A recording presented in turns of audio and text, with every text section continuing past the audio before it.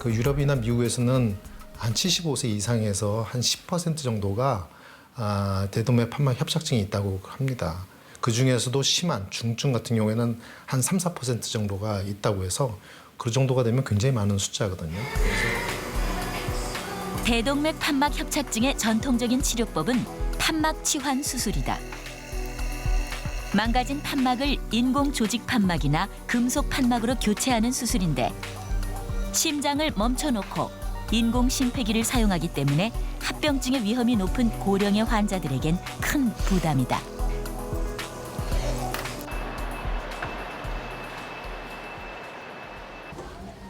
(6년) 전 폐암으로 큰 수술을 한 김진환 씨 역시 다시 수술대 위에 오르는 것은 생각하고 싶지도 않았다.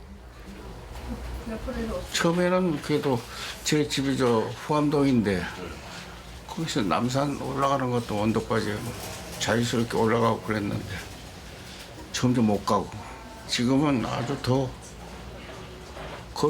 한 100m 이상 걸으면 걷는데 이 심장에 이제 그 숨이 막히죠. 김진환 씨의 대동맥 판막은 제 기능을 잃었다. 혈액이 제대로 나가지 못하고 계속 역류하는 상태다.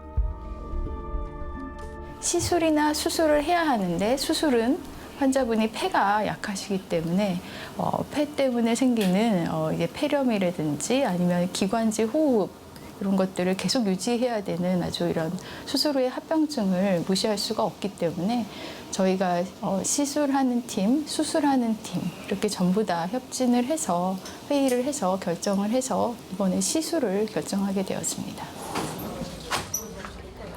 더 이상 치료를 늦출 수 없는 상황. 마음 편안해져요. 고령의 폐암을 앓았던 김진환 씨 역시 수술이 아닌 타비 시술이 결정됐다. 6년 전 폐암 수술 당시 폐의 일부를 절제한 김진환 씨. 가뜩이나 폐가 약한 상태에서 심장마저 고장이 나니 일상이 무너져 내렸다.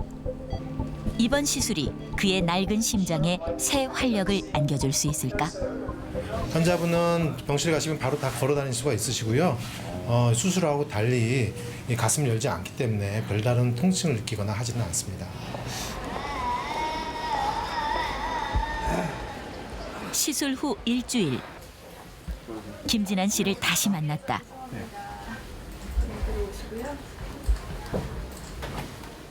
그의 심장 상태는 어떨까? 아주 좋아졌다고. 전에 저 시술 받은 뒤로 음성이 전에 오고 달라졌다고 말이에요. 전에는 너무 탁탁하고 저기 했는데 왜냐하면 그게 심장에서 피가 펌프질을 나가는 곳에 이제 좁아졌더니 트이면서 다 이 말초 기관으로 혈액순환이 아주 원활해진다고 하는 증거가 되겠습니다. 정말 고맙습니다. 저는 정말 편안해요. 지금 솔직히 말씀드려서 이 수술을 받고 나서 아주 그냥 마음이 편히 아주 그렇게 갖고 있습니다. 좌심실에서 대동맥 쪽으로 계속 혈액이 새던 역류증도 사라졌다. 여기 삽입술된 판막이 아주 잘 안착돼 있을 뿐더러 판막이 열리는 부분에 전혀 제한이 없고 또한 이제 판막이 다시 닫혔을 때 역류되는 현상까지 말끔히 해소된 경우가 되겠습니다. 그렇다면 전통적인 판막 치환 수술과 비교했을 때 타비 시술의 치료 성적은 어떨까? 치료 이후 2년간의 사망률 추적 결과 수술과 큰 차이 없이 안정적인 결과를 보이고 있다. 하지만 이제 타비 같은 경우에는 개발된 지 아주 오래되지 않았습니다. 그래서 10년 이상의 장기적 그런 성적은 없기 때문에 보통 한 75세 기준으로 해서 75세 이상이고 이런 중증의 대동맥 판막 협착증이 있을 경우에는 아무래도 타비가 합병증률이 조금 더 낮기 때문에 좀 더 선호되고 있는 상황입니다.